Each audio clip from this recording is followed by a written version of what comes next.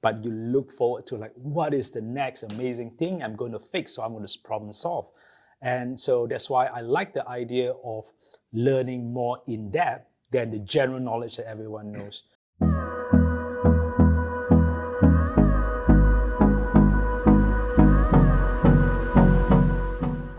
Mr. Ben Yew, hello, sir. Hello. Welcome to episode 1 of the MoshCast.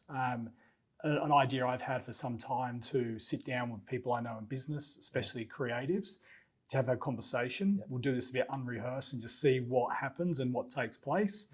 And I know you and I have had many good chats in the past, creatively, business-wise, life-wise.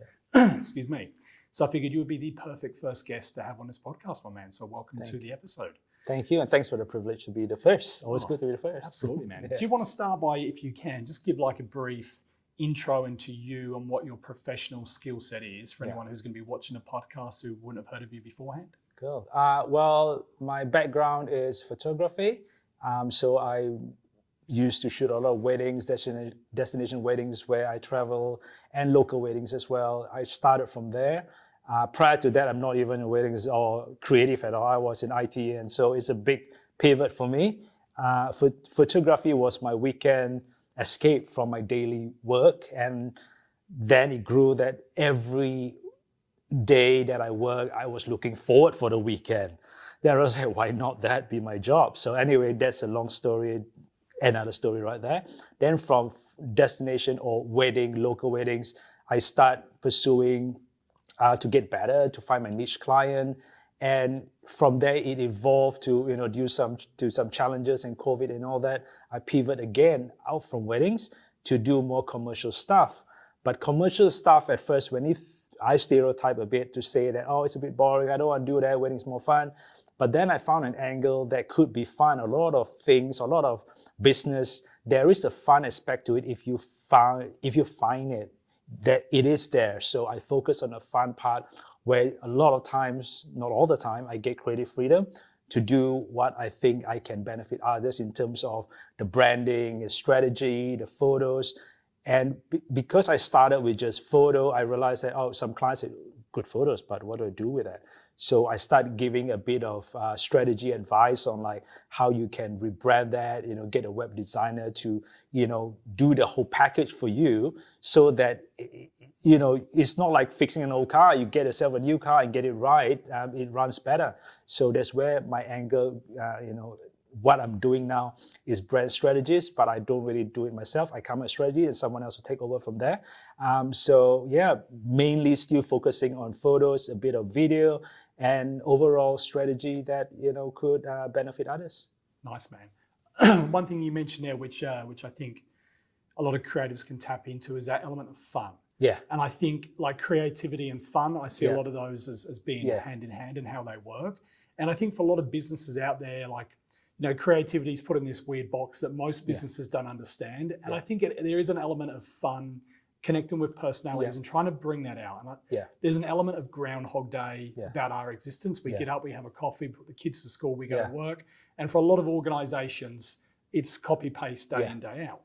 I think for people like ourselves who work in a more creative field, like, our lives are very different. It's not structured in the same Monday to Friday, 9 to 5. And we're immersed in a creative, fun world. How much is, like, I know you said before about going from IT, looking forward to the weekend. Can you expand upon that more? And is that fun, playful aspect of photography and creativity, is that what really sucked you into the career you've got now? Okay, go back, how I, sort of moved to that is, yes, I look forward for the weekend, but it wasn't, I thought it was initially, the camera is fun, I can play, creatively. But I felt there's a lot more to that. It's the back end of the back of my mind is like, you get to have fun creatively and you get to play in a different way because your ordinary day job, 9 to 5 or whatever you do, even as a business, I used to run that business, it's money. It's monetary motivation. I need to grow, I need to expand here and there. So it's a different strategy thing that you're using a different part of your mind. Yes, you get creative with the marketing and advertising part of things as well, but it's not relaxing play. it is, really like serious business stuff. But when you play, you don't have like a barrier. You don't have to be in a box. There's no like, oh, how's it far? There's rules in photography which I didn't learn, which is good because I just don't care. When you don't know the rules, you just break it sometimes and you realize that, hey, that's a good way to do things. Obviously, along the way, develop and learn more in the background how to make things better. But it is the passion driven. It is the fun, the play. It's about how do I make it better? How do I push boundaries? It's how you take a break of one side of the brain and have fun the other side of the brain to give the good balance in life. And I needed that. That's why I look forward to every weekend because, where should I go? Instead of like, I'm originally from Malaysia. KL is a busy city and all that. So, it's always work. It's always a lot of things that I think I need to get my mind off work. And when you get your mind off work, daily routine, mundane thing, you come back fresh again and apply certain things that you learn on the weekend in the job. And I realized that, and one of the benefit of doing this weekend thing is I get out. Like, if not, I would just watch Netflix. In those days, don't even Netflix, but you watch TV, you go to movies, and yeah, that helps. But now I'm heading out to the parks. I look at birds. It slows you down and look at the environment. And you absorb things, you see things clearer, more beautiful in certain angles. Then you realize that if I apply that for my business somehow, not looking at this part of business, but there is another part that could look good. So it gives you another perspective to things, not just photography speaking, but in terms of mindset. It helped me a lot somehow to get that, wait a minute. So it's like if you only have one client and you start growing within that certain industry and all that, you get boxed in that everyone's doing the same thing. But I have different clients from different industry and some I don't even know, I don't even know exist. And then when you start learning from here and apply there, when you mix it all up, it becomes new and fresh and more exciting for me. And to learn new things and realize that, wait, I thought I knew it all, but there's a lot more. Like what you don't know until you try that. Say, gee, I didn't know it's that deep. So photography is a tool for me to break out from the mundane or the thing. And it's just, I got lucky and hard work that and people who believe in me. So I got the opportunity to venture more in that area, and I still have the creative freedom to explore that because they can see that it benefit them too. Yeah. Yeah, man. I know for me, like my main professional trade as a designer, and Lauren, who used to work with me, gave me the nickname Spacebar because I believe in the use of space. Yeah. And I talk about like it's the space between elements that helps define the elements. And I think, like you said there, that opportunity on the weekend to have space from the day-to-day grind enables you to flourish mentally, physically, and explore parts of the world that we don't do when we're just stuck in the grind. And I know for me, like I try and live and breathe a design philosophy. Like it's not just a thing I do for work. It's also why I try to live my life as well. And like you said there, like me and my family, where possible, we'll try and seek some time in nature. So everything just slows down. And you don't realize how fast things are moving until you slow it down. And it just gives you that perspective like you mentioned there. And often, for me, in the work that I do, I'm a big believer in the power of nature and how nature is a living, breathing ecosystem and how design should be mimicking nature and all that it does where possible, and to be inspired by nature and the connections it has in that as well. For sure, Playtime, like just touch on that very briefly. I put that down to being like a child and that childlike wonder. And I know we've both got kids. I know for my two young ones, I watch them as they explore the world with that childlike play that helps them learn and see things differently. And I know through business owners and creatives, when we embrace that childlike wonder, we try and capture that in the moment, it's something extraordinary that can be captured. I want to bring this back to when I first met you. We had like a bit of a group meeting chat, and you spoke about find the niche of the niche of the niche. And I wonder if like what you've mentioned there is kind of a bit of that or profound element we've got there, and whether you can expand upon what you found the niche of the niche of the niche is for you and the work you do as well. Well, the story was when I first started photography, I thought, gee, I found it. This is the industry I want to be in. So I thought I got it. Then I realized that I said, the more you know, the more you don't know. I realized there's a lot more to just finding photography or video or creative. Creative is so broad.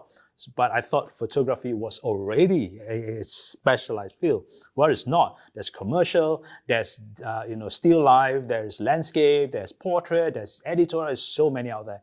Then I said, okay, from photography, I found wedding photography. That's specialized. So I don't shoot anything else, but just wedding. I guess not. It's not.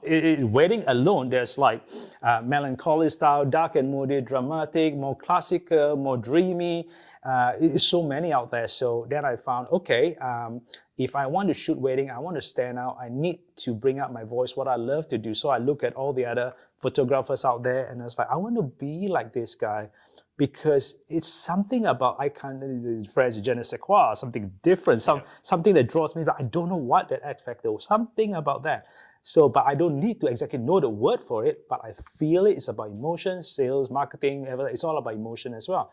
So I said, okay, I want this dreamy destination wedding that shoots outdoor a lot, that does destination wedding and have nice details, and the bride's a certain kind, that does a certain country, like in France or Italy. There's a certain a niche client. So then I found out there's a niche is where I realized that, okay, I will have to drop clients out because being weddings, I'm a sort of a one-man show. I can't have, split myself to two. I want this wedding and I can't. I got to pick the clients that I want to shoot that wedding. So that's where my clientele, like base, like it just shrunk. But like the movie Jerry Maguire, stuff that I want to look forward to every shoot. I don't want to overshoot and the next day I just shot a wedding yesterday till like 5 a.m. or like 2 a.m. Like, I don't know, I rock out to your wedding. It's not fair to clients. It's not good for myself. You get burnt out and you don't enjoy the day. I want to wait the whole week for that 1 or 2 wedding and I'm done. So it becomes quality over quantity. And the more you have quality, the more passion you have to improve and do better. And I believe I'm only as good as what I did the last one. So it sets the pressure really high. It doesn't matter what awards or what I've done in the past. It doesn't matter. If this shoot I didn't do well, I'm as good as what I am today. So this sets the bar really high for myself to make sure every shoot I do is good. So the clients can see that. So when they look at the quality, so the niche clients will also know the difference, obviously. You can go to a boutique that you walk in, you're the only client, or you can walk into a, I don't know, mention names like retail that sells cheap and you can go there, no one cares, but so there's a market for everyone. There's no right or wrong to things. It's where you want to grow in business. Do you want quality? You want to go up or you want to go wide? I want to go up where I can pivot or change or evolve quicker than going through the bureaucracy of getting approval or all the clientele to move. Is hard to move that way. I prefer this because I evolve very quickly and I like that challenge of, if things happen this way, the market change, something new come out, new social media, TikTok, after TikTok, what's after that? There's so many things there.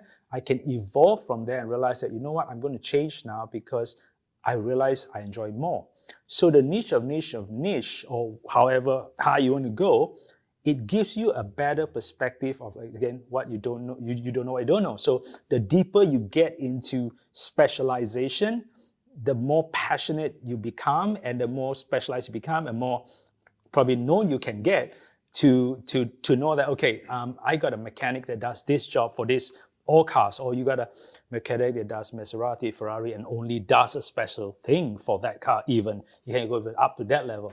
The clientele shrink, yes, but you look forward to what is the next amazing thing I'm going to fix? So I'm going to problem solve, and so that's why I like the idea of learning more in depth than the general knowledge that everyone knows. So that's my perspective, and that's how I found my niche. That's how my target. I think I do okay to expand myself internationally because of that. If I were to shoot everything and all commercial and all kinds of wedding and all kinds of genre within the wedding, I don't think I'll get anywhere because the competition is just saturated as hell. You can't go anywhere if you don't specialize unless you got a big financial backing and go scale in the terms of quantity. You can also be successful, but that's not me because I like control. So you lose control there, but I like the control, yeah.